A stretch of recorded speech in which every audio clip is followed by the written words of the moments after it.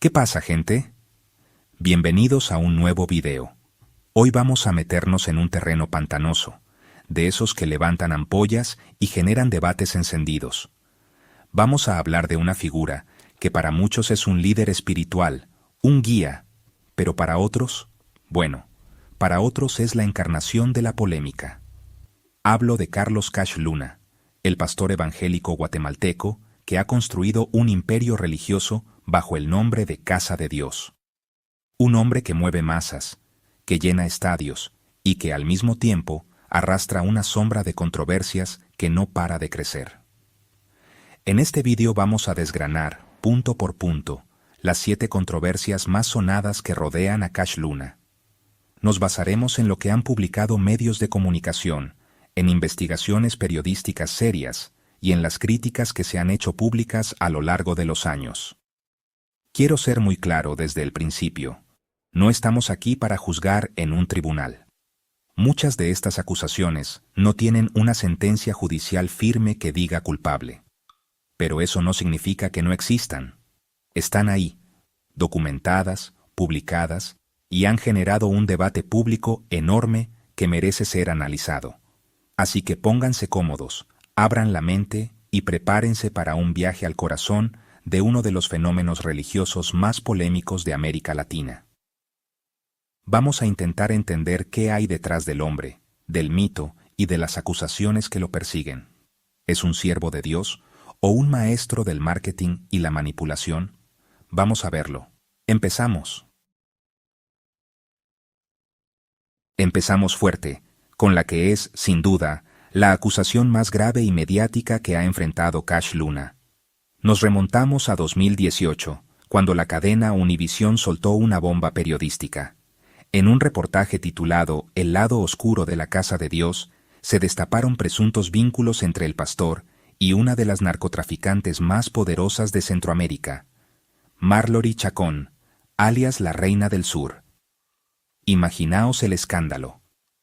Un pastor de masas, supuestamente conectado con el crimen organizado. La investigación se basaba, en parte, en el testimonio de un piloto que afirmaba haber trabajado para Chacón y haber presenciado entregas de dinero en efectivo a Cash Luna. Según este testimonio, el dinero del narcotráfico se entregaba directamente al pastor. No hablamos de calderilla, sino de cantidades ingentes de efectivo. El piloto, que colaboraba con la DEA, detalló encuentros en los que, supuestamente, se coordinaban estas entregas. La acusación central era demoledora, que el dinero sucio de la droga podría haber sido lavado a través de la construcción de la megaiglesia de Cash Luna, la Casa de Dios, un complejo faraónico que costó millones de dólares.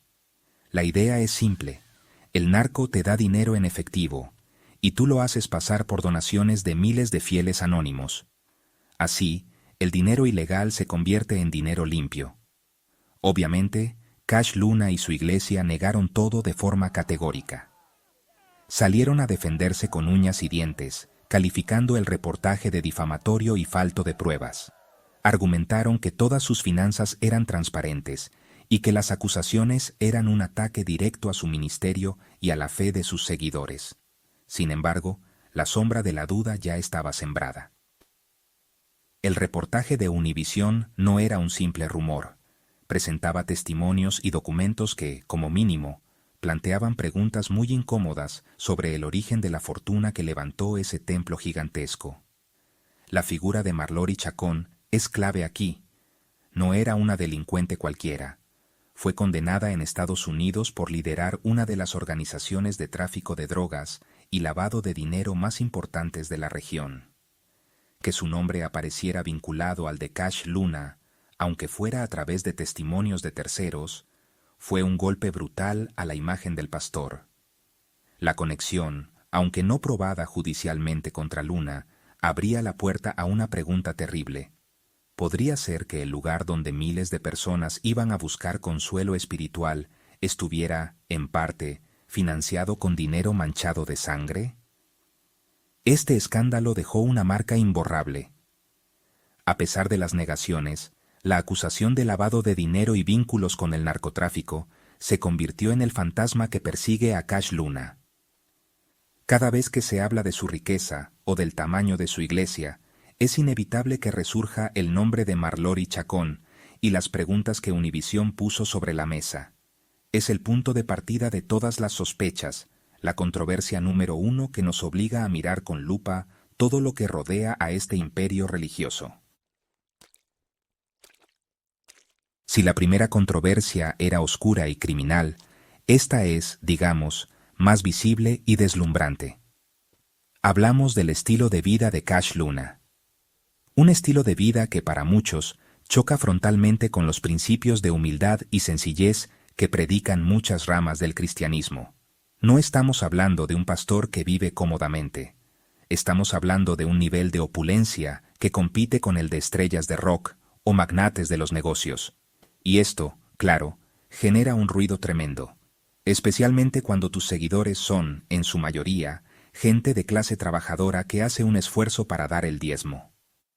El epicentro de esta crítica es su mansión. Se han publicado reportajes y fotos aéreas que muestran una propiedad espectacular, una fortaleza de lujo en una de las zonas más exclusivas de Guatemala.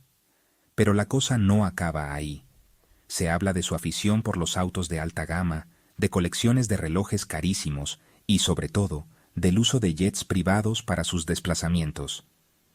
Mientras predica sobre la fe y la confianza en Dios, parece que él confía bastante en la comodidad de un avión privado para llegar a sus cruzadas de sanidad por todo el mundo. Este contraste es lo que alimenta la crítica. Por un lado, tienes a miles de fieles entregando el 10% de sus modestos salarios, creyendo que esa siembra les traerá bendiciones. Por otro, tienes al líder de esa iglesia viviendo en un lujo que la mayoría de sus seguidores no podrían ni soñar en toda su vida. La pregunta que muchos se hacen ¿es ético? ¿Es coherente con el mensaje de Jesús, que según la Biblia no tenía ni dónde recostar la cabeza? Es una disonancia cognitiva brutal que no pasa desapercibida. La defensa de Luna y sus partidarios suele ser que su riqueza es una bendición de Dios, una prueba tangible de que su fe es poderosa y de que el evangelio de la prosperidad que predica funciona. Argumentan que no hay nada de malo en que un siervo de Dios sea próspero y que su éxito material es una inspiración para otros. Sin embargo, para sus detractores, esto es simplemente una justificación para un enriquecimiento personal desmedido, construido sobre la fe y las donaciones de gente con muchos menos recursos. Al final, este capítulo sobre su estilo de vida es una cuestión de percepción y de coherencia. ¿Puede un líder espiritual acumular tanta riqueza sin que se cuestione su mensaje? Para una parte del mundo evangélico, la respuesta es sí, es una señal de favor divino. Pero para una parte cada vez más grande de la sociedad, incluidos muchos cristianos, es una bandera roja enorme.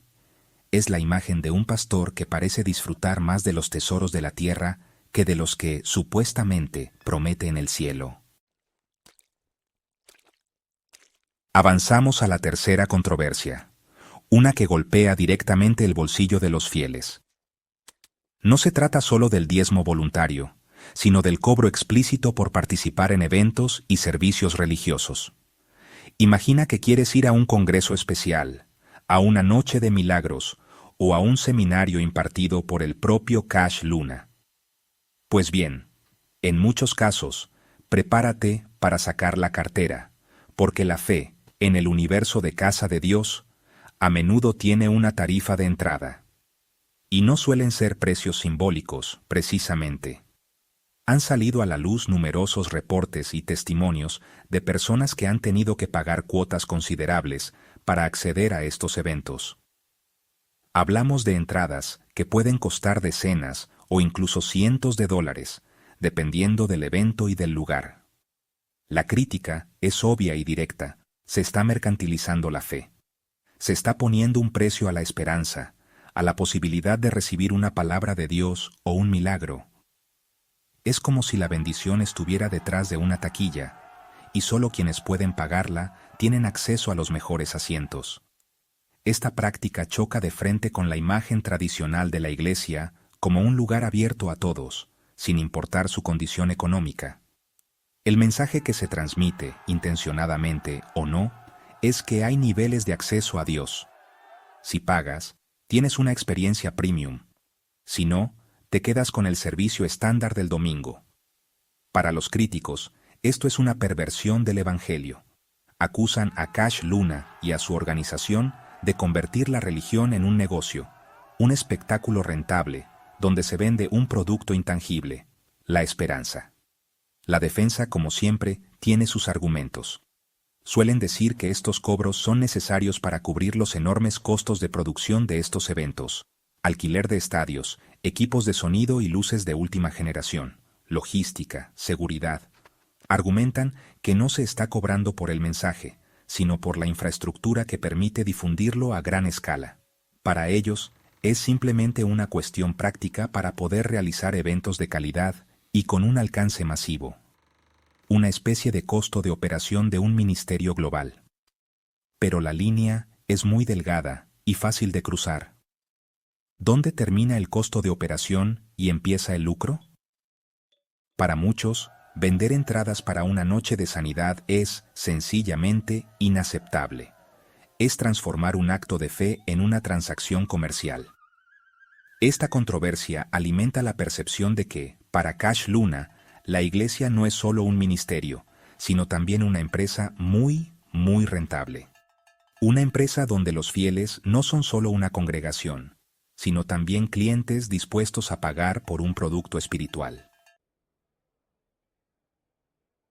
Aquí entramos en el núcleo teológico de la controversia, la doctrina que sustenta todo el modelo de Cash Luna, el llamado Evangelio de la Prosperidad. Esta no es una idea exclusiva de él, es una corriente muy popular en ciertos círculos neopentecostales, pero Luna es uno de sus máximos exponentes en el mundo de habla hispana. La premisa es seductoramente simple. Dios no quiere que seas pobre ni que estés enfermo. Dios quiere que seas rico, sano y exitoso. Y la llave para desbloquear esa prosperidad es tu fe, una fe que se demuestra principalmente a través de tus donaciones a la iglesia. La fórmula que predica es la de sembrar para cosechar. Si siembras dinero en el ministerio, es decir, si das tu diezmo y ofrendas generosas, Dios está obligado, por así decirlo, a cosechar en tu vida, devolviéndote esa siembra multiplicada en forma de riqueza material, salud y éxito. En sus prédicas, es común escuchar frases como «pacta con Dios a través de una ofrenda», vinculando directamente el acto de dar dinero con la recepción de una bendición divina. Se convierte en una especie de transacción cósmica. Los críticos, que incluyen a teólogos de muchas otras denominaciones cristianas, ven esto como una peligrosa distorsión del mensaje bíblico. Argumentan que reduce a Dios a una especie de cajero automático celestial o a un socio de negocios. Si le das dinero, Él te devuelve más. Esta teología, dicen, pone el foco en la riqueza material y en el yo, en lugar de en los valores cristianos tradicionales como la humildad, el servicio a los demás, el amor al prójimo y el desapego de los bienes terrenales. Es, en esencia, usar la religión para justificar el materialismo. La manipulación emocional y económica que se deriva de esta doctrina es evidente. Imagina a una persona que está pasando por una grave crisis económica o una enfermedad. Llega a la iglesia y escucha que la solución a todos sus problemas es sembrar el poco dinero que tiene. La presión es enorme. Si no das, es porque no tienes fe. Y si no tienes fe, no recibirás tu milagro. Se crea un círculo vicioso donde la persona se siente obligada a dar, a veces incluso endeudándose, con la esperanza de que Dios le resuelva la vida. Para los defensores del Evangelio de la Prosperidad, esta es una interpretación errónea. Ellos insisten en que se trata de enseñar a la gente principios bíblicos de mayordomía y fe, y que la prosperidad es una consecuencia natural de una vida alineada con Dios. Pero para sus detractores, es la herramienta perfecta para el enriquecimiento de los pastores. Es un sistema teológico que garantiza un flujo constante de ingresos, justificando al mismo tiempo el estilo de vida lujoso del líder, que se presenta como la prueba viviente de que el sistema funciona. Este capítulo es una consecuencia directa del anterior, pero se enfoca en las técnicas específicas de presión psicológica. No se trata solo de la doctrina general, sino de cómo se aplica en el día a día para exprimir al máximo los bolsillos de la congregación. Hablamos de una manipulación emocional calculada, diseñada para generar culpa, miedo y una sensación de obligación en los fieles. Son muchos los testimonios de exmiembros que describen un ambiente de alta presión en el momento de recoger los diezmos y las ofrendas. Una de las frases más emblemáticas y polémicas que se le atribuyen a este tipo de predicadores, y que resume esta táctica, es alguna variante de «si no das, no recibirás bendición», o «estás robando a Dios si no das tu diezmo». Este tipo de afirmaciones son increíblemente poderosas. Convierten una donación, que debería ser un acto voluntario y alegre, en una obligación cargada de miedo. El mensaje implícito es que el amor y las bendiciones de Dios están condicionados a tu rendimiento financiero con la Iglesia. Si no cumples, te expones a la maldición, o como mínimo, al silencio divino. Se utilizan historias y testimonios cuidadosamente seleccionados para reforzar esta idea. Se sube al púlpito a gente que cuenta cómo, después de dar una ofrenda sacrificial, dar lo que no tenían, recibieron un ascenso, un coche nuevo o la sanación de una enfermedad.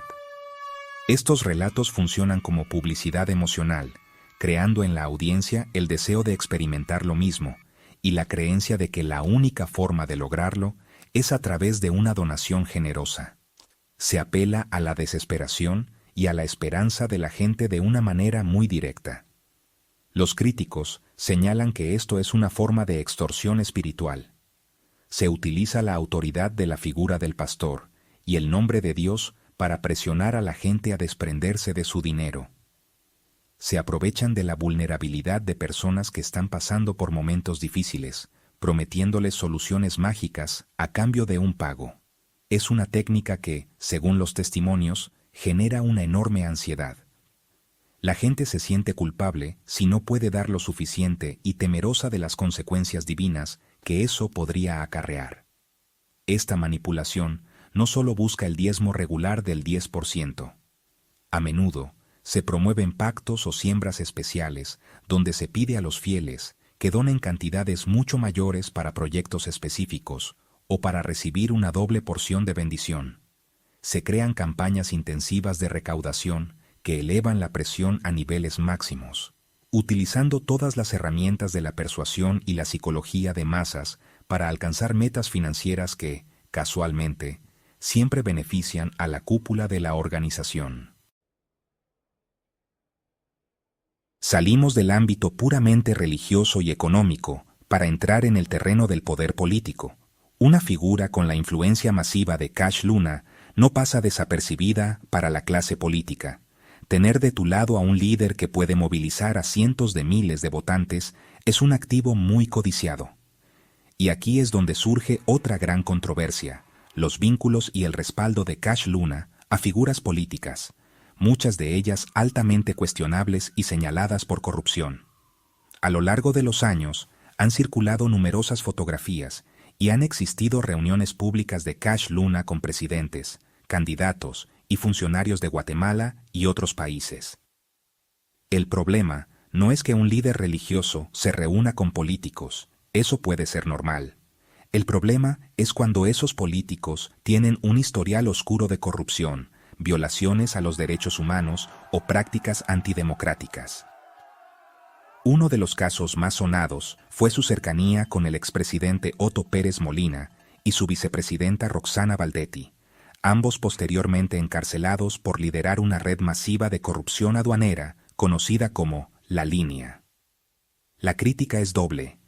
Por un lado, se le acusa de usar su púlpito y su influencia para favorecer a ciertos candidatos, guiando el voto de sus miles de seguidores a cambio, presuntamente, de favores, protección o beneficios para su iglesia. Se convierte en un actor político de facto, pero sin la transparencia ni la rendición de cuentas de un político. Su respaldo a una figura puede ser decisivo en una elección reñida, lo que le otorga un poder inmenso. Por otro lado, se le critica por legitimar a personajes corruptos. Cuando un pastor de su calibre se fotografía sonriente al lado de un político acusado de saquear las arcas del Estado, envía un mensaje muy potente a sus seguidores. Este hombre es de confianza. Es uno de los nuestros.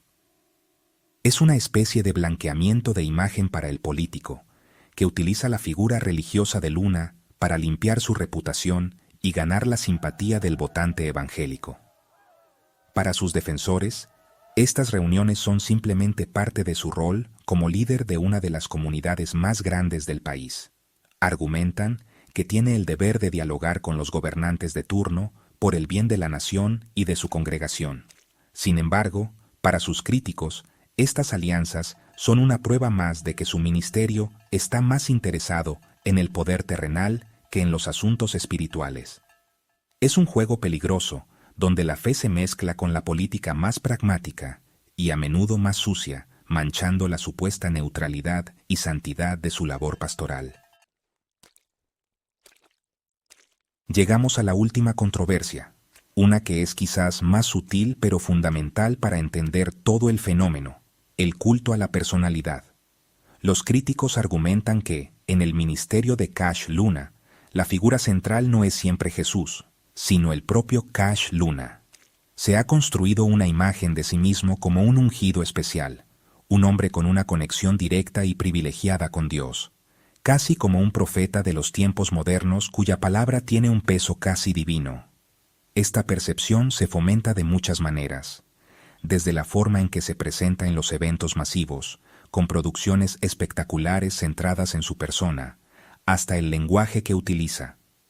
A menudo habla de lo que Dios me dijo, presentando sus propias ideas o directrices como revelaciones divinas directas e incuestionables. Esto crea una dinámica en la que criticar a Cash Luna o dudar de sus enseñanzas es equivalente a criticar o dudar de Dios mismo. Se blinda contra cualquier tipo de disidencia interna. El problema de fondo es que esto puede derivar en idolatría.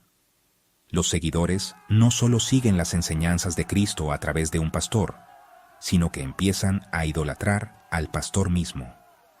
Su foto está por todas partes, sus libros son lectura obligada, sus frases se repiten como mantras. Se convierte en el intermediario indispensable entre Dios y el creyente. Si quieres la bendición, tienes que pasar por él, por su ministerio, por su unción. El foco se desvía de la deidad hacia el mensajero. Esta crítica no es menor. Dentro de la teología cristiana, la idolatría es uno de los pecados más graves. Poner a un hombre, por muy carismático que sea, al mismo nivel o incluso por encima de la figura de Jesús, es, para muchos teólogos, una herejía. Se le acusa de construir un reino para sí mismo, en lugar de construir el reino de Dios.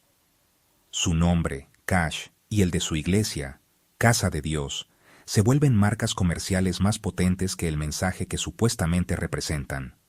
En resumen, se le reprocha haber creado un ecosistema religioso donde Él es el sol alrededor del cual giran todos los planetas. Su autoridad es absoluta, su palabra es ley y su imagen es omnipresente.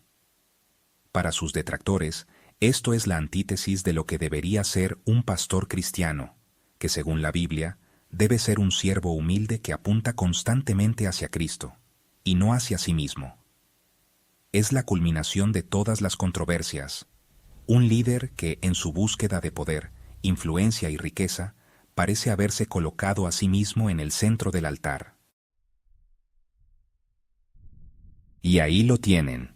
7 controversias que dibujan un perfil muy complejo y polémico de Cash Luna.